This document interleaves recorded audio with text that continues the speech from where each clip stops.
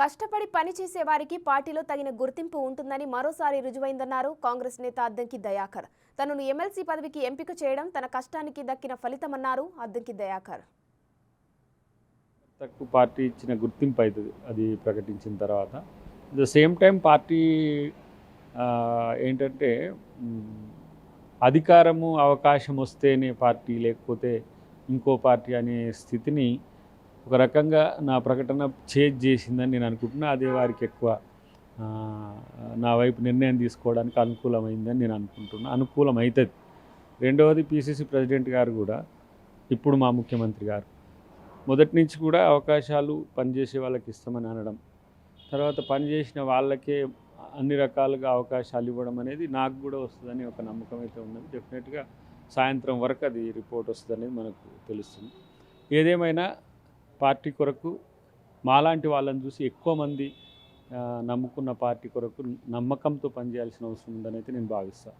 ఈరోజు లేకపోతే రేపు ఎప్పటికైనా సరే అవకాశాలు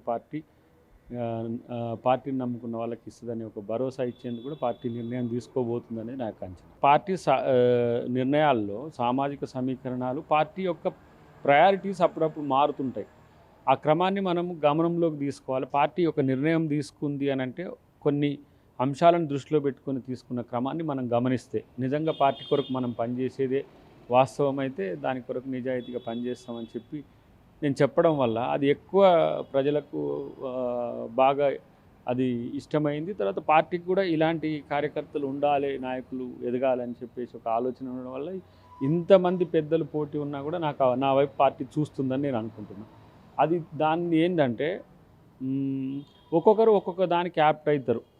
సో ఆ పరిస్థితుల్లో ఎమ్మెల్యేకు అనుకూలత ఉన్నప్పటికి కూడా దయాకర్ ఎక్కడ కూడా ఫిక్స్ కాగలుగుతాడు అనేది పిసిసి ప్రెసిడెంట్ గారు, ఇప్పటి ముఖ్యమంత్రి గారు. నేను ఎందుకు పిసిసి ప్రెసిడెంట్ గారు అంటున్నా అంటే ఆయన పిసిసి ప్రెసిడెంట్గా అట్లా నిబద్ధతతో పనిచేయడం వల్లనే పోటీ ఎంతమంది ఉన్నా ముఖ్యమంత్రిగా వారిని చేసింది. దానివల్లనే మాలాంటి వాళ్ళని ఎమ్మెల్యే చేస్తేనే అధికారము పదవి వచ్చినట్టు లేదు, కాదు అంటే కష్టమైనట్టు ఏం ఫీలింగ్ లేదు నాకు. పనిచేసే